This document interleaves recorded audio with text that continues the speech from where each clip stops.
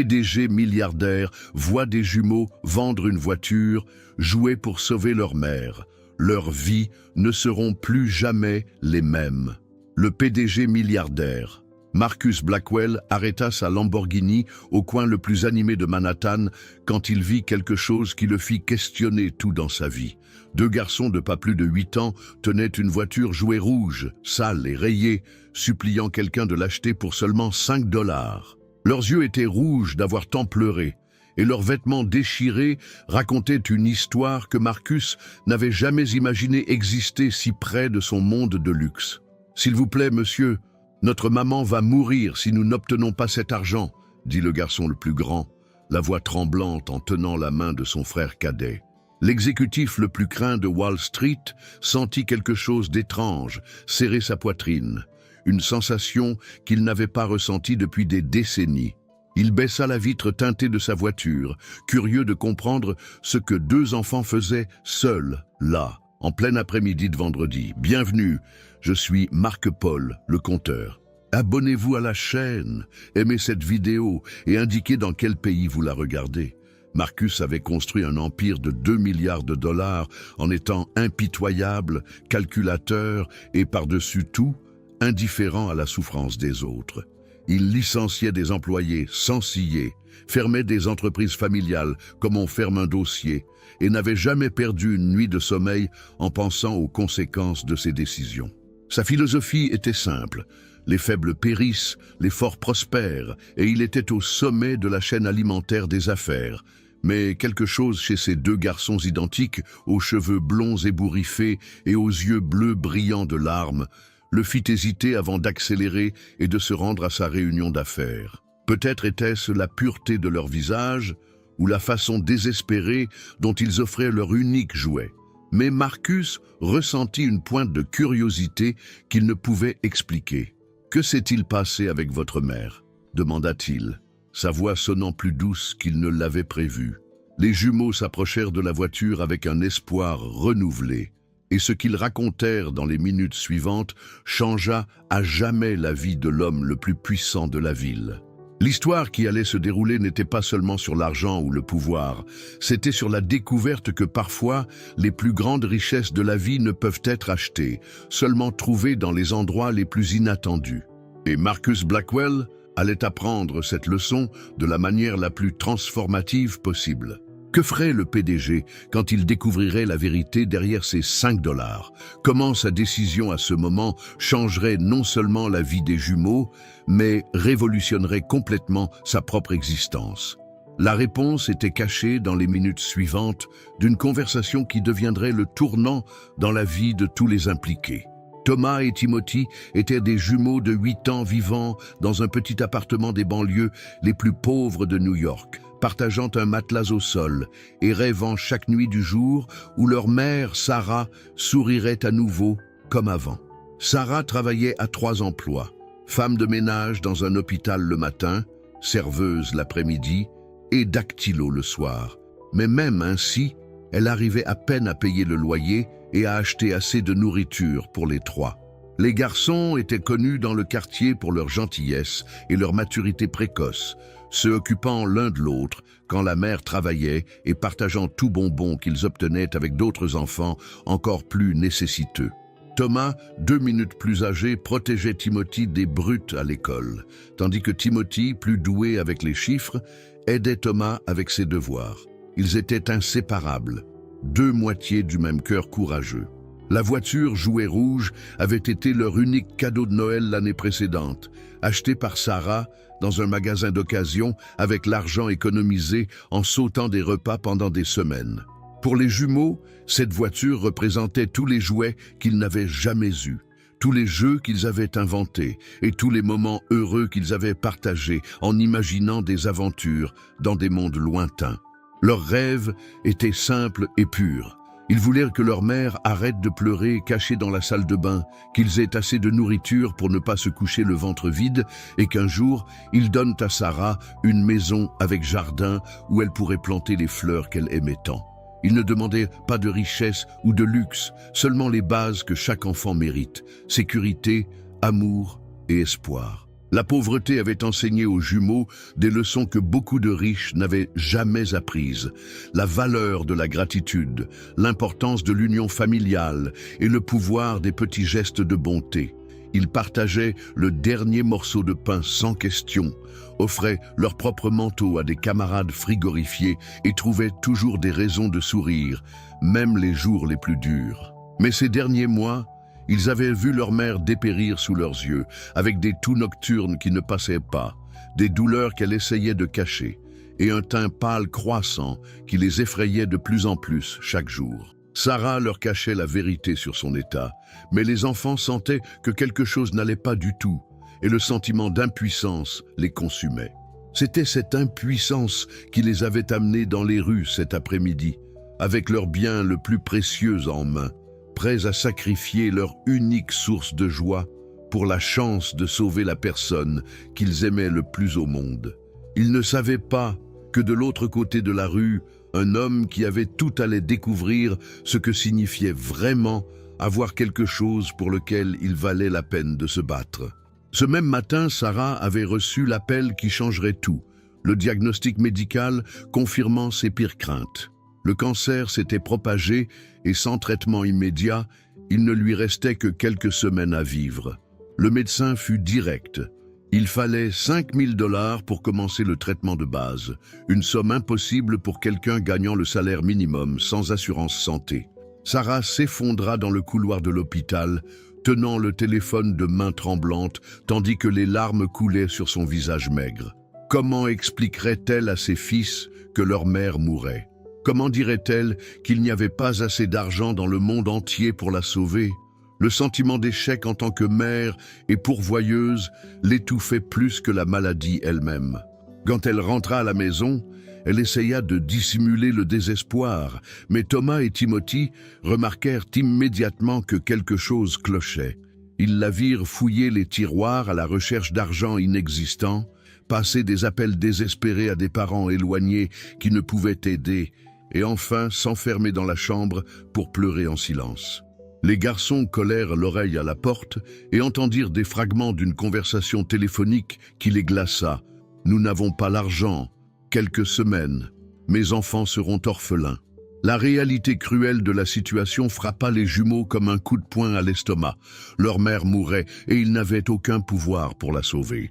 Ils n'étaient que deux enfants pauvres dans une ville qui se fichait de leur existence, invisibles pour un monde qui mesurait la valeur en dollars et en statut social. Ce soir-là, alors que Sarah s'endormait enfin épuisée d'avoir tant pleuré, Thomas et Timothy firent une promesse silencieuse.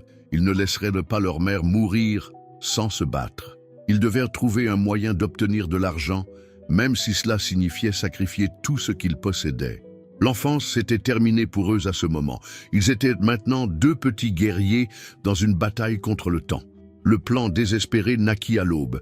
Ils vendraient la voiture jouée et tout ce qu'ils pourraient trouver. 5 $, 10 $, 20 $, chaque centime comptait. Ils savaient qu'il était impossible d'obtenir 5 000 $, mais peut-être, avec de la chance, pourraient-ils en avoir assez pour au moins un jour de plus de vie pour leur mère. Quand le soleil se leva, les jumeaux étaient déjà habillés et prêts à sortir dans les rues. Ils ne savaient pas que cette décision courageuse et désespérée les mettrait sur le chemin d'un homme qui avait le pouvoir de tout changer, s'il parvenait à toucher son cœur apparemment blindé d'acier. Avant que Marcus ne s'arrête, les jumeaux avaient déjà enduré des heures d'humiliation dans les rues de Manhattan. Des personnes bien habillées les regardaient avec dédain. Certains traversaient même la rue pour les éviter, comme si la pauvreté était contagieuse. « Vos parents ne devraient pas vous laisser dans la rue », murmura une femme en manteau de fourrure, pressant le pas tout en parlant au téléphone du problème des mendiants en ville. Un agent de sécurité d'un grand magasin les chassa du trottoir, prétendant qu'ils entravaient la circulation des clients. Thomas essaya d'expliquer qu'il voulait seulement vendre un jouet. Mais l'homme corpulent les poussa rudement, faisant trébucher Timothy et érafler son genou sur l'asphalte. La voiture rouge roula dans le caniveau, et pendant un moment terrible, les garçons pensèrent l'avoir perdue pour toujours. Un groupe d'adolescents riches, sortant d'un restaurant cher, trouva amusant de se moquer des jumeaux. « Regardez deux petits mendiants identiques », rit l'un d'eux, prenant des photos avec son portable. Je vais le poster sur Instagram, quelle chose pathétique. Ils jetèrent des pièces par terre exprès, riant, tandis que Timothy, désespéré, se baissait pour les ramasser, ignorant les larmes d'humiliation qui coulaient sur son visage. La scène la plus cruelle se produisit quand une femme d'affaires élégante s'arrêta, feignant l'intérêt. « 5 $ pour cette ferraille ?» dit-elle, examinant la voiture avec dédain. « Je te donne 50 cents au maximum. » Quand Thomas expliqua qu'ils avaient besoin de l'argent pour aider leur mère malade, elle rit froidement. « Apprenez tôt que le monde ne vous doit rien, travaillez !» Et elle poursuivit son chemin, laissant les garçons encore plus brisés. À chaque rejet, l'espoir des jumeaux diminuait un peu plus. Ils virent leurs larmes sécher, remplacées par une détermination farouche qui ne devrait pas exister dans des cœurs si jeunes. Timothy tenait fermement la main de Thomas, murmurant « On ne peut pas abandonner, on ne peut pas laisser maman mourir ». La douleur de l'humiliation était moindre que la terreur de perdre la seule personne qui les aimait. Après 4 heures dans la rue, ils avaient récolté seulement 2 $ et 75 cents, des pièces jetées plus par pitié que par intérêt réel pour la voiture. Le soleil se couchait.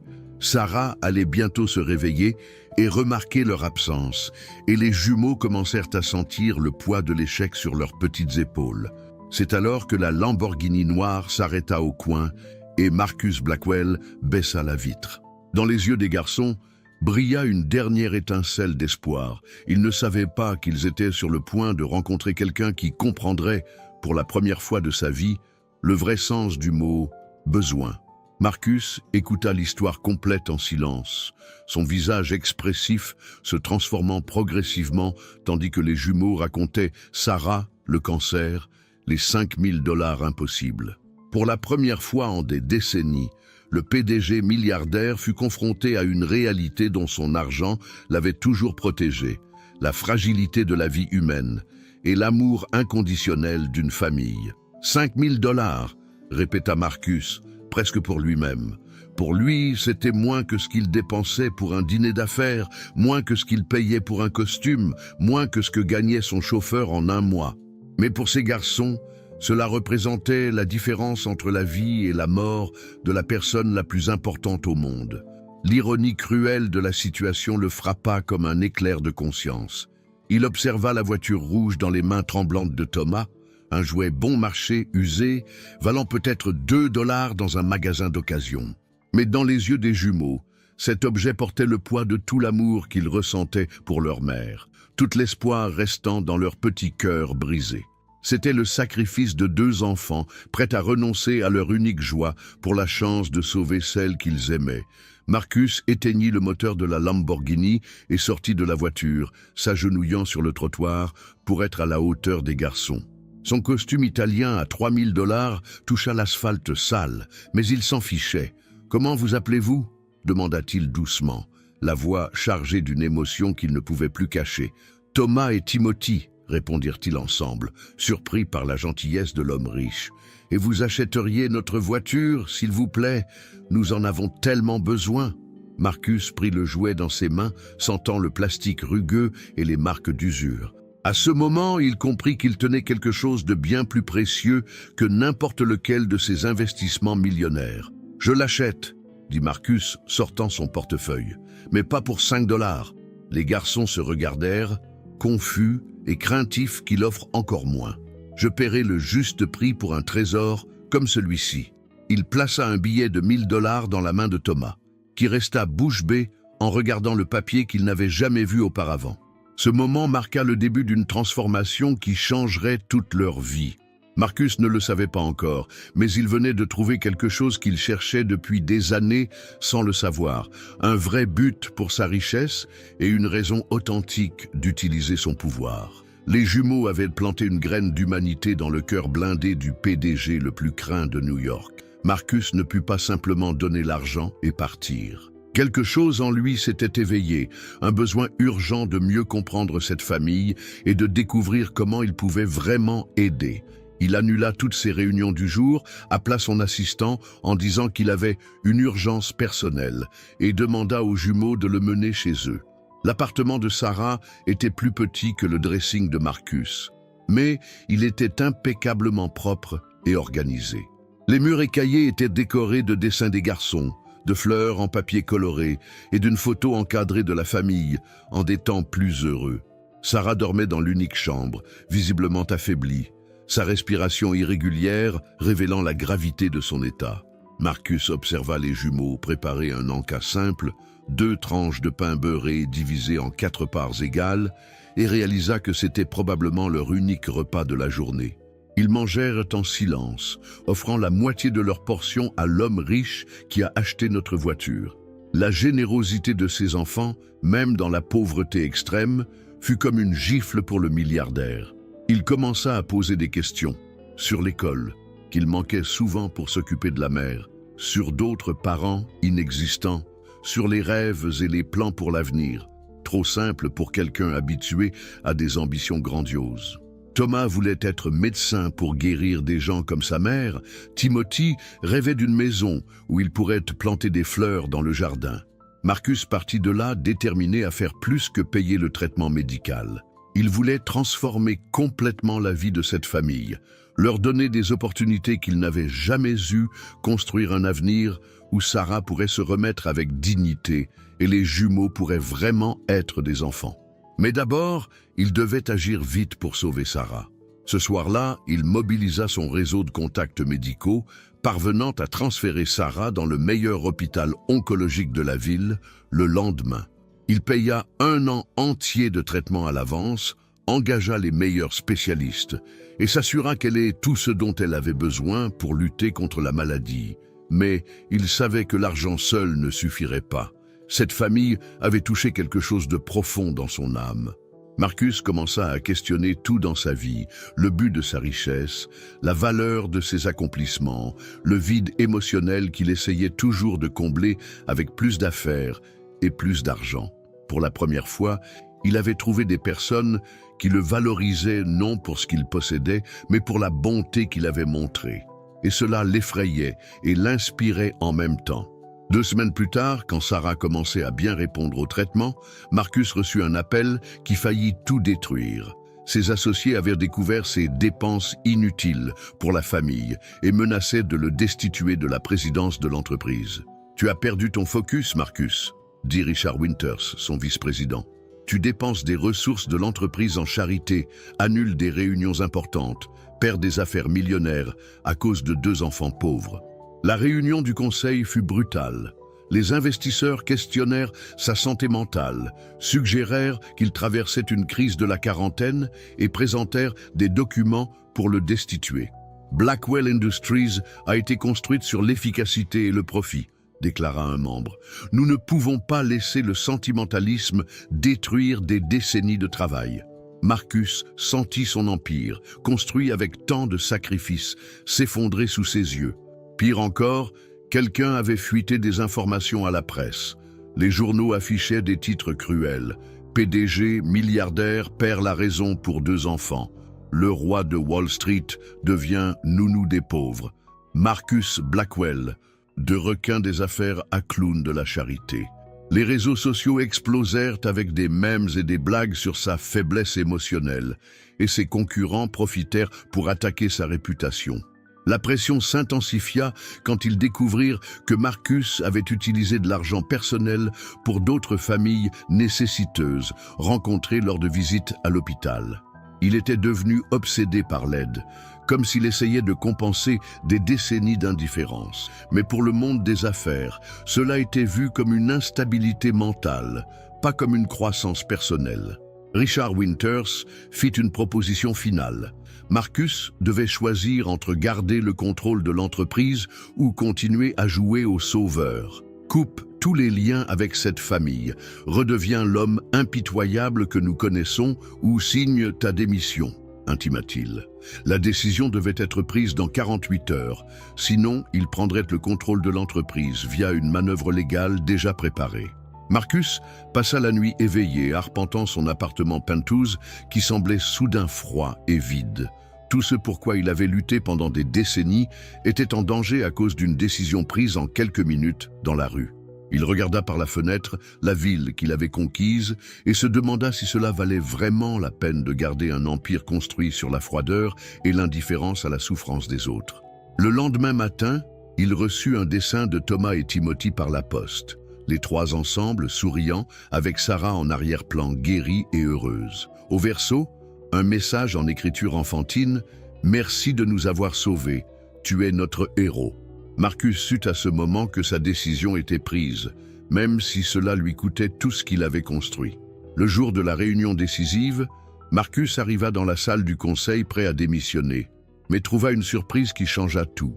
Assise à la chaise principale était Elena Rodriguez, une investisseuse latine qu'il connaissait seulement de réputation, connue pour construire des empires d'affaires basés sur la responsabilité sociale et l'impact positif. Elena se leva avec un sourire énigmatique et tendit la main à Marcus. « Monsieur Blackwell, nous devons parler avant que vous preniez une décision précipitée.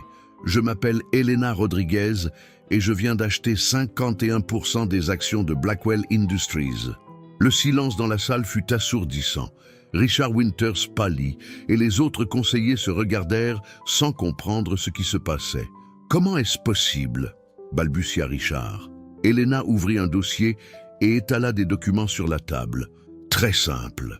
Pendant que vous étiez occupé à conspirer contre l'homme le plus visionnaire de cette entreprise, j'achetais des actions à des actionnaires mineurs qui avaient perdu foi dans la gestion actuelle. Monsieur Blackwell ne sera pas destitué, au contraire, il aura maintenant une liberté totale pour implémenter le changement dont cette entreprise a besoin. » Marcus était choqué. Elena continua. « J'observe votre trajectoire depuis des années, attendant le bon moment pour proposer un partenariat. Quand j'ai appris la situation avec la famille via mes contacts à l'hôpital, j'ai compris que vous aviez enfin découvert le vrai pouvoir des affaires, transformer des vies. Vous ne vous affaiblissez pas, vous vous renforcez d'une façon que vos concurrents ne pourront jamais imiter. » Elle expliqua avoir construit un empire de 8 milliards de dollars axé sur des entreprises générant du profit via un impact social positif. L'avenir des affaires n'est pas dans l'exploitation, mais dans l'élévation. Les consommateurs modernes veulent soutenir des entreprises qui font la différence. Vous venez de découvrir une mine d'or qu'ils ne savent même pas exister, dit-elle en pointant les conseillers confus. Elena révéla son plan.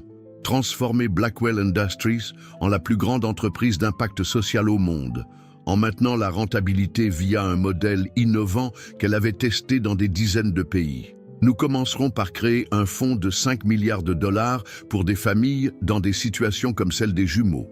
Chaque histoire sauvée devient une campagne marketing authentique, chaque vie transformée attire des consommateurs conscients, chaque acte de bonté génère des retours financiers durables. Marcus réalisa qu'il avait trouvé non seulement une alliée, mais une mentor qui pouvait lui apprendre à utiliser sa richesse de manière intelligente et compatissante. Richard Winters et les autres conseillers résistants furent licenciés ce jour-là, remplacés par des professionnels spécialisés en affaires à impact social. L'entreprise que Marcus avait construite dans la froideur allait renaître dans la chaleur humaine. 6 mois plus tard, la transformation de Blackwell Industries avait attiré l'attention de William Sterling, le PDG le plus puissant et impitoyable de Wall Street, connu pour détruire les concurrents menaçant sa suprématie. Sterling contrôlait un conglomérat de 15 milliards de dollars et voyait la nouvelle philosophie de Marcus comme une menace directe au modèle d'affaires traditionnel, basé sur l'exploitation et la maximisation des profits sans considérations éthiques. Sterling lança une guerre économique silencieuse contre Marcus, utilisant son influence politique et médiatique pour discréditer le modèle d'affaires consciente. Il finança des reportages négatifs, répandit des rumeurs sur l'instabilité financière de Blackwell Industries et tenta même de saboter les projets sociaux sponsorisés par l'entreprise, y compris le programme d'aide aux familles nécessiteuses. La situation s'aggrava quand Sterling découvrit l'histoire spécifique des jumeaux et décida de l'utiliser comme arme. Il engagea des enquêteurs privés pour trouver des irrégularités dans l'aide donnée à la famille de Sarah, cherchant toute faille légale qui pourrait transformer un acte de bonté en scandale public. Sa stratégie était simple, détruire Marcus par la chose même qui l'avait transformé. Sterling fit fuiter des informations déformées aux médias, alléguant que Marcus avait utilisé l'argent des investisseurs à des fins personnelles, qu'il manipulait émotionnellement des familles vulnérables pour des gains marketing, et que tout le programme social était une façade pour évasion fiscale. Les accusations étaient fausses, mais provenaient de sources apparemment crédibles et prirent de l'ampleur rapidement. La pression augmenta quand Sterling réussit à influencer certains des plus grands clients de Blackwell Industries à annuler des contrats, citant des préoccupations sur la nouvelle direction instable de l'entreprise. En une semaine, Marcus perdit 400 millions de dollars en affaires et ses actions chutèrent de 20% en bourse. Sterling avait frappé là où cela faisait le plus mal, l'orgueil entrepreneurial de Marcus. La guerre psychologique culmina quand Sterling fit une proposition publique.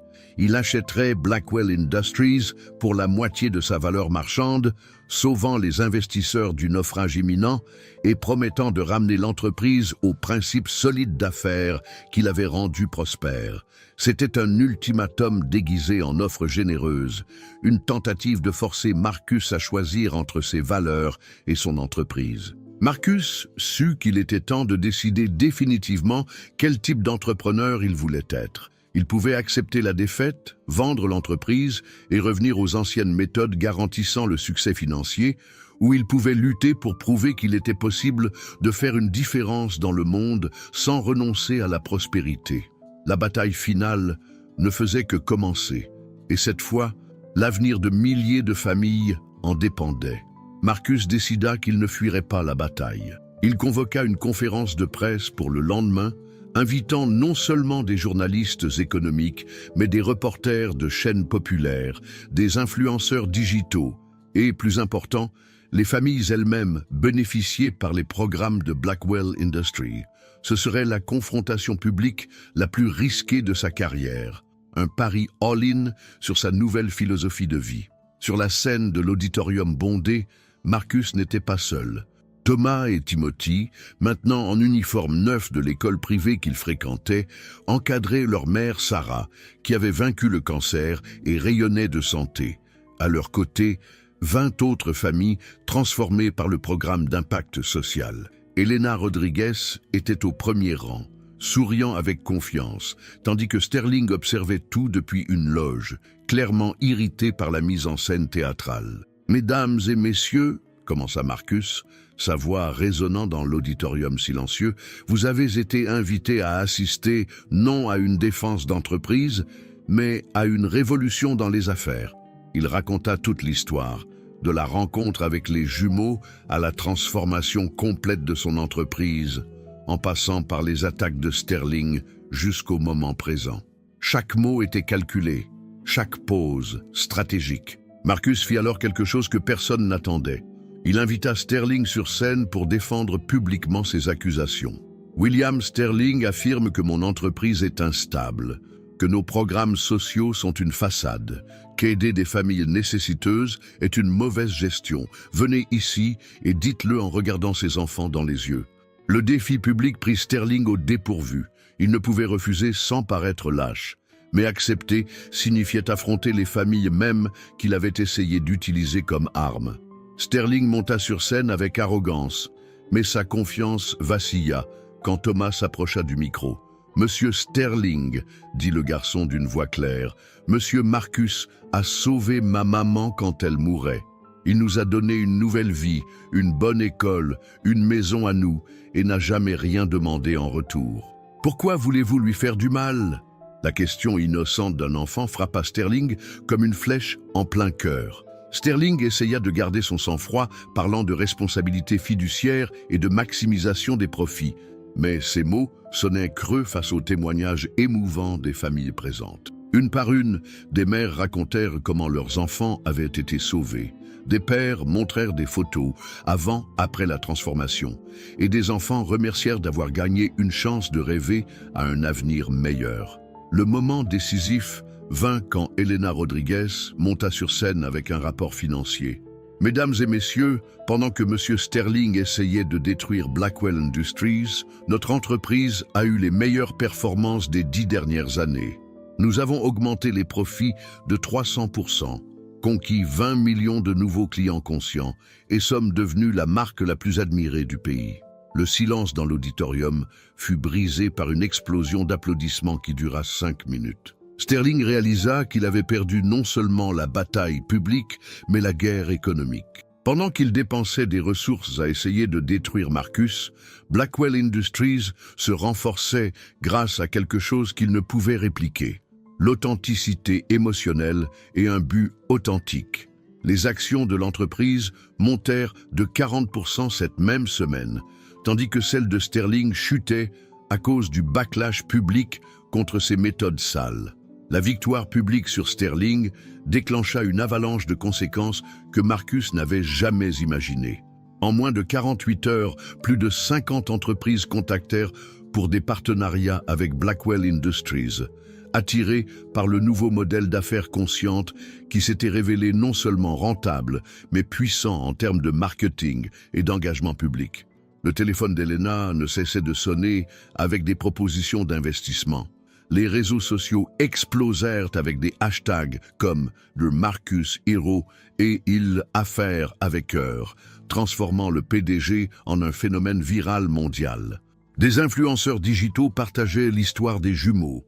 Des mères du monde entier postaient des photos de leurs propres enfants, remerciant l'existence d'entrepreneurs comme Marcus, et même des célébrités commencèrent à demander des partenariats pour soutenir des causes sociales via l'entreprise. Mais tout n'était pas rose. Sterling, humilié publiquement, lança une campagne souterraine de vengeance encore plus cruelle. Il engagea des hackers pour envahir les systèmes de Blackwell Industries, répandit des rumeurs que Marcus utilisait les familles bénéficiées seulement pour le marketing et menaça même de poursuivre pour diffamation, affirmant que la conférence de presse avait ruiné injustement sa réputation. La pression psychologique sur Marcus fut intense. Il commença à se demander s'il méritait vraiment toute cette reconnaissance, s'il n'était pas égoïste en utilisant l'histoire des jumeaux pour promouvoir son entreprise, s'il n'était pas devenu exactement le type de personne qu'il avait toujours méprisé, quelqu'un qui exploite les émotions pour le profit. Les nuits blanches revinrent, mais maintenant pour des raisons complètement différentes. Thomas et Timothy, maintenant petites célébrités locales, furent invités à des émissions TV, des interviews radio et même à visiter d'autres villes pour raconter leur histoire. L'attention excessive les effrayait. Ils voulaient seulement une vie normale avec leur mère en santé, mais soudain, ils étaient devenus des symboles d'espoir pour des millions de personnes dans le monde. Sarah, encore en récupération du traitement, se sentit submergée par toute l'attention. Elle recevait des centaines de lettres quotidiennes de mères en situation similaire, demandant de l'aide. Des journalistes frappaient constamment à la porte de sa nouvelle maison et des photographes essayaient de capturer des moments intimes de la famille pour les vendre à des magazines. La privacy qu'il valorisait tant avait complètement disparu. Marcus réalisa qu'il avait créé un monstre. L'histoire, qui avait commencé comme un simple acte de bonté, s'était transformée en un cirque médiatique, causant plus de stress que de joie à la famille qu'il aimait tant. Il devait trouver un moyen de protéger les jumeaux de la gloire excessive, tout en maintenant l'impact positif que son entreprise avait sur le monde. Marcus décida de prendre une semaine complète de vacances, quelque chose qu'il n'avait pas fait depuis 15 ans. Il voyagea seul dans une cabane isolée dans les montagnes, emportant seulement quelques livres, du papier pour écrire et beaucoup de questions sans réponse. C'est là, loin des téléphones et des réunions, qu'il put enfin traiter tout ce qui s'était passé ces derniers mois. Assis devant la cheminée, il se rappela le moment exact où il avait vu les jumeaux dans la rue pour la première fois. À cet instant, quelque chose de fondamental avait changé en lui. Non seulement sa perception de l'argent et du succès, mais du but même de l'existence. Il réalisa qu'il avait passé des décennies à construire un empire vide, impressionnant à l'extérieur, mais sans âme à l'intérieur. La vérité douloureuse qui émergea pendant ces jours de silence fut qu'il avait été un orphelin émotionnel bien avant de rencontrer les jumeaux. Ses propres parents, obsédés par le travail, ne lui avaient jamais donné l'amour inconditionnel que Thomas et Timothy montraient pour leur mère. Il avait construit une forteresse de froideur pour protéger un cœur qu'il savait toujours capable d'aimer profondément. Marcus commença à écrire ses mémoires, non pour les publier, mais pour comprendre. Page après page, il déversa des décennies d'ambitions débridées, de solitude déguisée en succès et de relations détruites par l'obsession de l'argent et du pouvoir. Pour la première fois, il admit pour lui-même avoir sacrifié son humanité sur l'autel de la richesse matérielle. Il comprit que les jumeaux n'avaient pas seulement changé sa perspective sur les affaires, ils avaient sauvé son âme d'une mort lente et silencieuse. Avant eux, Marcus était vivant seulement biologiquement. Après eux, il avait découvert ce que signifiait vraiment vivre. La voiture, jouet rouge, était devenue le symbole de son enfance perdue et retrouvée. La solitude dans ces montagnes lui fit aussi réaliser qu'Helena n'était pas seulement une partenaire d'affaires, mais quelqu'un qui avait vu en lui des potentiels qu'il ignorait lui-même. Elle avait parié des milliards non sur l'entreprise qu'il avait construite, mais sur l'homme qu'il pouvait devenir. Cette confiance était à la fois inspirante et effrayante. À la fin de la semaine, Marcus avait trouvé sa réponse. Il n'abandonnerait ni l'entreprise, ni les programmes sociaux, mais changerait complètement l'approche. Au lieu d'utiliser les histoires des familles pour le marketing, il utiliserait sa propre histoire de transformation. Ce serait lui, pas les bénéficiaires, qui s'exposeraient publiquement. Il était temps de protéger ceux qu'il aimait et d'assumer pleinement la responsabilité de ce qu'il avait créé. Quand Marcus revint de la montagne, sa première arrêt ne fut pas le bureau, mais le cimetière où étaient enterrés ses parents. Il n'avait pas visité les tombes depuis plus de 10 ans, trouvant toujours des excuses liées au travail. Agenouillé sur l'herbe humide, fleurs en main, il put enfin pleurer pour les personnes qu'il avait élevées, mais jamais vraiment connues. « Papa, maman », murmura Marcus, la voix brisée. « Je suis devenu tout ce que vous vouliez que je sois, riche, puissant, respecté. Mais je suis aussi devenu tout ce que vous étiez, froid, distant, incapable d'aimer vraiment. Jusqu'à ce que je rencontre 2 enfants qui m'ont enseigné ce que vous n'avez jamais pu, que le succès sans amour n'est qu'une prison dorée. » Il raconta à ses parents décédés l'histoire de Thomas et Timothy, de Sarah, d'Helena, de la transformation de l'entreprise. Pour la première fois, il se permit de ressentir la colère pour les années d'abandon émotionnel qu'il avait subi, mais aussi la gratitude pour la force que ce manque lui avait donnée. Sans la recherche désespérée d'approbation, il n'aurait peut-être jamais construit un empire capable d'aider des milliers de familles. 2 jours plus tard, Marcus organisa un dîner intime chez lui. Seulement lui, Helena, Sarah, Thomas et Timothy. Pas de caméra, de journalistes ou d'agenda d'affaires, juste 5 personnes devenues une famille improbable, partageant un repas simple. C'était la première fois en des années que Marcus mangeait sans parler de travail. Pendant le dîner, Thomas posa une question qui changea tout. « Oncle Marcus, pourquoi étais-tu si triste quand tu nous as rencontrés ?» L'innocence de l'enfant perça toutes les défenses de l'exécutif. Marcus regarda autour de la table. Helena souriant tendrement, Sarah rayonnante de santé, Timothy dessinant sur une serviette, et trouva les mots qu'il cherchait depuis des mois. « Parce que j'avais tout, sauf le plus important », répondit Marcus, tenant la petite main du garçon. « Je ne savais pas ce qu'était une vraie famille, jusqu'à ce que je vous rencontre. Vous m'avez appris que être riche n'a rien à voir avec l'argent. Cela a à voir avec combien de personnes tu aimes et qui t'aiment en retour. » Sarah commença à pleurer. Helena prit sa main et les jumeaux embrassèrent Marcus simultanément. À ce moment, entouré d'amour authentique, Marcus se pardonna enfin pour les années de froideur. Il comprit que son parcours précédent n'avait pas été un gaspillage, mais une préparation nécessaire. Sans cette dureté initiale, il n'aurait jamais construit une entreprise assez puissante pour faire une différence dans des milliers de vies. Toute la souffrance avait eu un but, le mener à cette table, entouré de sa vraie famille. 1 an après la confrontation publique avec Sterling, Marcus était sur la scène du Forum économique mondial à Davos, honoré comme PDG de l'année et recevant le prix de innovation sociale en entreprise. À ses côtés, Helena souriait fièrement, tandis que dans le public, Thomas et Timothy assistaient via appel vidéo depuis leur école, criant de joie chaque fois que la caméra se focalisait sur Marcus. Le discours d'acceptation du prix fut différent de tout ce que l'audience de milliardaires et leaders mondiaux attendait. Marcus ne parla pas de stratégie d'affaires ou d'innovation technologique, mais raconta l'histoire complète du garçon orphelin émotionnel devenu un PDG impitoyable, à la rencontre transformative avec deux jumeaux qui lui enseignèrent le vrai sens de la richesse. J'ai construit un empire de 2 milliards de dollars en croyant que la force signifiait froideur, le succès solitude, le pouvoir indifférence, déclara Marcus à un auditorium totalement silencieux. 2 enfants vendant une voiture jouée à 5 dollars m'ont montré que je construisais sur des fondations de sable.